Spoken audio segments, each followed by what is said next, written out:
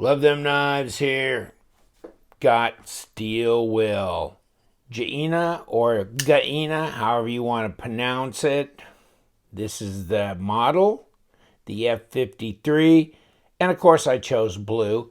Big knife. So I was excited about getting this knife in my hands because, yeah, pretty good size. You got dual thumb studs.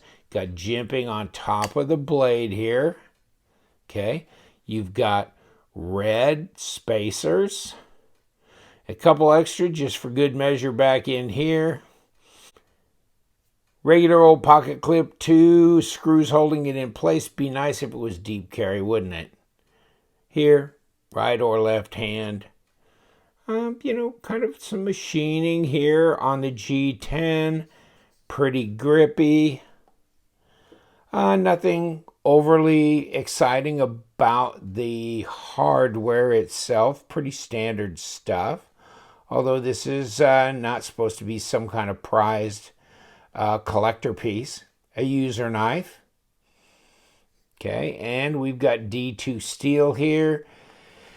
And so, Chinese D2, the performance is here and there, but it's a user steel.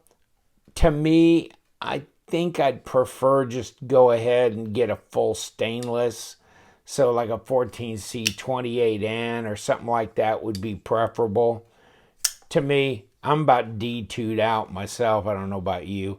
And especially some of the Chinese D2. And I'd have to go on the spreadsheet and look across at the composition. But, I was talking to Steve Kluver the other day. He's kind of studying up on the different D2 steels that are out there because it's not a set formula. There are different formulations that will all register on an analyzer gun as D2. So you can have something with 1% vanadium and you could have something with 0.1% vanadium and they could both register as D2. But the 1% vanadium, like an American D2, will have better performance, of course, accounting for, HRC and other things. I mean, if it's hard or not, if it's a 55, with 0.1% vanadium, probably not going to perform that well. You might be better off with a AUS-8 or something like that. So it'll be interesting. I don't know what the composition of this is, and when our guy gets back to be able to do PMIs, I'll have this one looked at, see what we've got here, but I'll look across the sheet, and you can do it too. I have the link down there. Click on the link, look at the spreadsheet, look at the different D2 steels up and down that spreadsheet, and then page that way across all the, elements, and take a look for yourself. But this is a big knife. Feels good in hand. There's plenty of room, that's for sure. Wow. The ergos are pretty good. Kind of a thumb ramp-ish thing here. So, yeah, I've got good purchase on this knife. Let's see if it'll cut anything. Hey, scrap piece of paper. Okay. Yeah, that's pretty sharp right out of the box. So that's a decent factory edge. I've got that Cobalt, this little mini, and this is on bearings. And then the Shaula, which I've done a video on, which I think is a great, great knife, and I've got it around here somewhere. But that also has bearings. And so when I got this, I thought, wow, if this has bearings, this would be cool. And it doesn't. It's back to washers again. We'll take this apart, by the way, and take a look at it. Fit and finish is pretty good. It's steel will knife. My one concern was, when you don't stonewash it before you do the satin grind, how's this going to be? And these edges are broken nicely. They're smooth. This one was not. This one was kind of edgy. Not so much up here, but it was some. But especially along this cutout, real edgy. And here, too. So they didn't really break these corners down that well. But they did on this one. So it's a big old knife. What have I got to well, let's just, the Tuyaknife bruiser just happens to be here. And it's bigger than that. It's probably 9 inches overall length. And let's measure it just to kind of get that out of the way. Almost a 4-inch blade, right? About 100 millimeters. 8 3/4 overall. Close to 22.5 centimeters. So that's a pretty good size. Pretty good size. Let's see what we got for this. And we're at 0. So, well, 1/2 inch. Pretty standard. 13 millimeters? 13.2 millimeters. Blade stock. 3 millimeter at 0.12 inches. So piercing, slicing, shouldn't be a problem there. I like the design. I think that's kind of nice. Take a look. You can get them on White Mountain knives. And you can get different iterations, black on black, black blade with blue handle. And then, is this, oh, black with satin. So it doesn't look like they have a green right now. But I like the black with satin blade. I think this is pretty cool. So I'm pretty happy with that. And then very open design here. And we'll take a look, see if they did any weight relieving or skeletonizing on the liner. It looks like they did some here. Yeah, it's not real heavy, so that's a good thing. And let's put it on the scale. 3.9 ounces for a knife that's almost 9 inches. Not bad. 110, close to 111 grams. You can finger flick it. See, when I first got it, it was kind of cranked down pretty hard. Is it centered? Pretty close. If you look where that tip is there, it's close. It's close enough for government work, don't you think? Right in there. But I had to back it off a little bit or it wasn't going to do this, you know. And in time, I'm sure it will. It was just right out of the box. It was not copacetic with that. Comes in a box, by the way. And here's my model number and everything. That's orange aluminum backspacers, by the way. For those of you like me that are colorblind, obviously. I guess it is. In the camera, it kind of looks a little reddish, but it's orange. Sorry about that. We did clarify. That was important, I think. And they'll probably say, what, Urban Series or something? Yeah. They never talk about the actual knife. In these, they just like that. And then you got this little bubble wrap pouch that the knife comes in. You know, it's not a terribly expensive knife. It's, what did we just show you? $63.99. And on White Mountain with the LTK discount code, you get 10%. So that'll knock it down to around, what, $57, and then free shipping. So there's where you're at.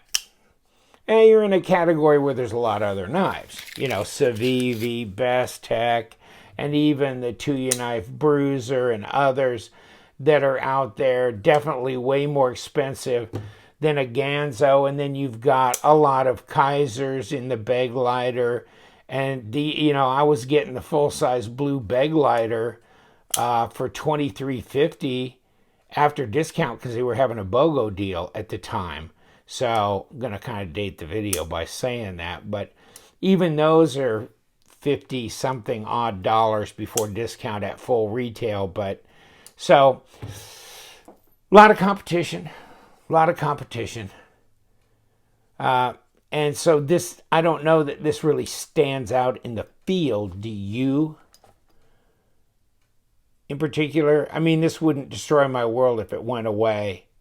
This is not really a less purchase for me. I'm more really kind of stuck on some of the Best Tech things like the Paladin and, the Hornet, things like that. And then some of the G10 knives now that are coming out with Tucson are really cool, and they're going, oh man, you know, $35 to $45. And then CH has a whole bunch of G10 knives out now, and these are like anywhere from $29 to $35 all in. So a lot of competition, like I'm saying. So you kind of got to differentiate yourself. If you're big into steel will, I mean, you may have just chosen that brand as one that you really want to focus on, then okay, there you go. I mean, this is not out of proportion price wise. There's your lockup, 25% right there on the liner, and you can get to it. It's jimped. It's not really a big cut through, but there is a little bit of difference there in the height, so you can get to that. Disengage it. I mean, it doesn't act like a, like a knife that has bearings, because it doesn't. So you can, open it, and with time it'll get smoother, but there you go. But it's very workable, and a lot of people don't like bearings because they don't like having to clean it out. If they get into dirty environments on a regular basis, the washer's not going to pick that up. So you're in better stead maybe in that regard. So there's those people that really like that. Overall, I think the design is nice. It flows this right into the bolster here. Overall, it makes me feel like maybe they could have added a little bit of length to the blade or shortened the handle a little. There's a little bit extra you could have done there, probably another 1/16 or so. There's knives where you can almost touch the tip of the blade with your finger, and this is far from it. So, okay. I mean, it is what it is. These nice little standoffs definitely keep things like your fingers from jamming in there and possibly touching the blade. So, nice. Like I said, ergos feel good. You've got this little, cutaway area, so when you sharpen, you come up to that, you're fine. Glad they didn't do just a one-sided thumb stud. It's dual. That's nice.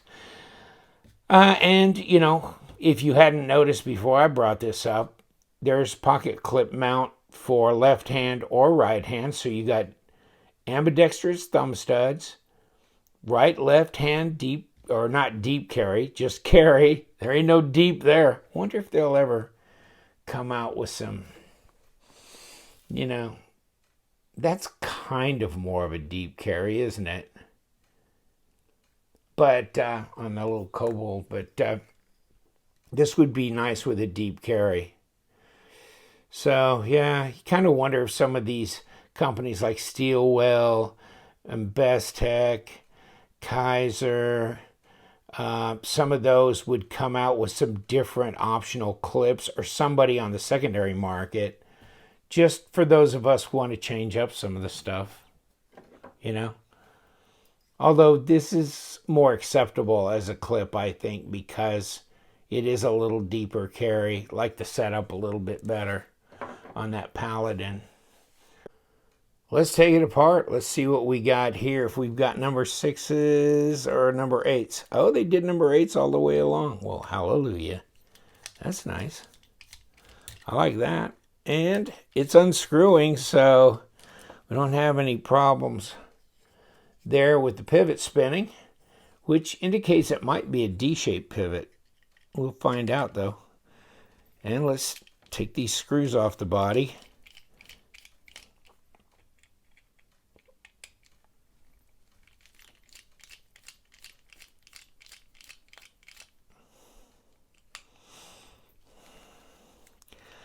Pocket clip doesn't look like it's screwed into anything except maybe the liner.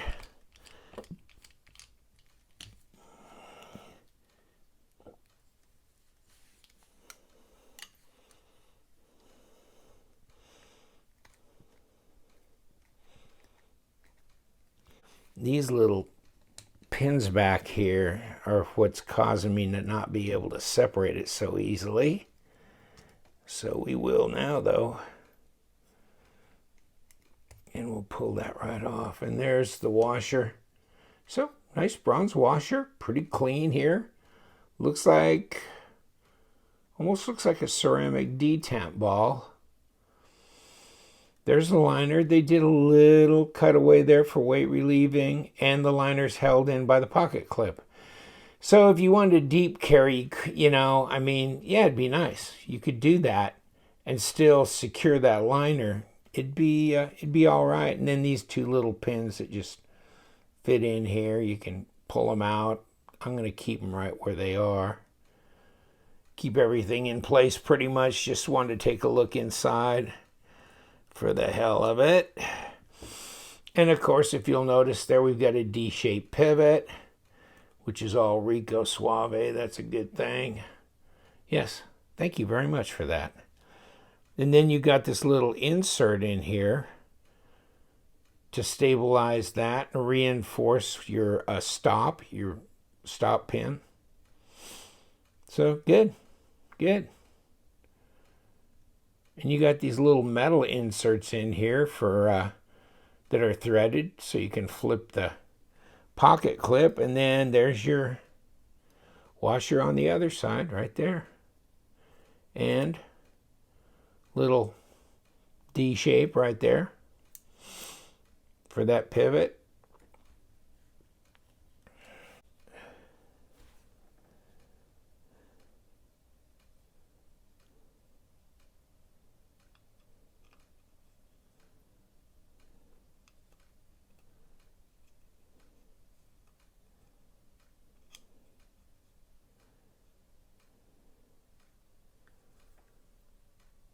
Well, let's put it back together, and I'm not really interested in throwing any great amounts of lube on here, seeing as how these are bronze washers.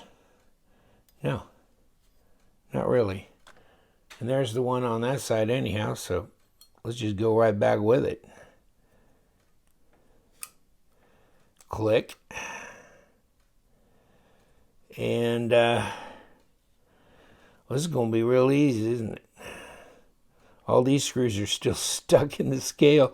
I could have popped them out. I mean, they're just sitting there, but makes it real easy to put back together. If you're just going to take it apart, clean it, put it back together. You can do it the lazy man's way. You don't have to pull every single little piece off of the knife necessarily.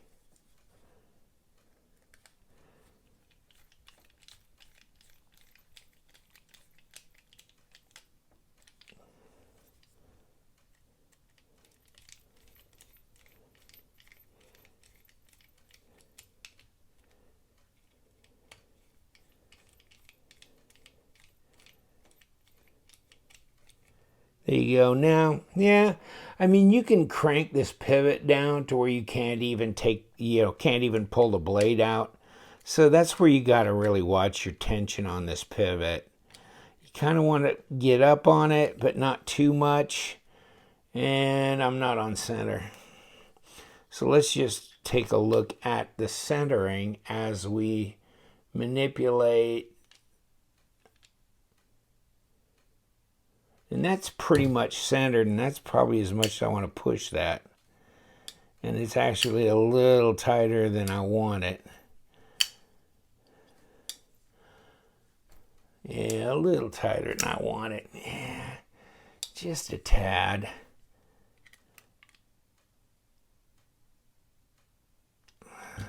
This doesn't feel like one of those ones that's gonna back out on its own. Okay, so I'll take it like this, even if it throws it a little off center, and let's see if it has. Yeah, it's a bit off center, but I'd rather have this kind of action, you know.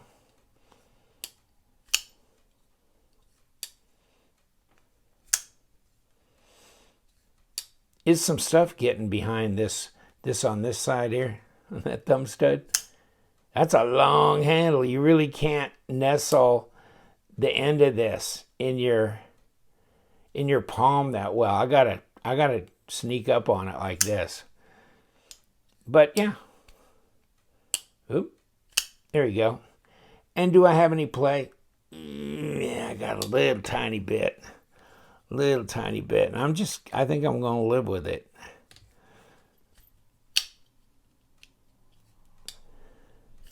Yeah. Okay.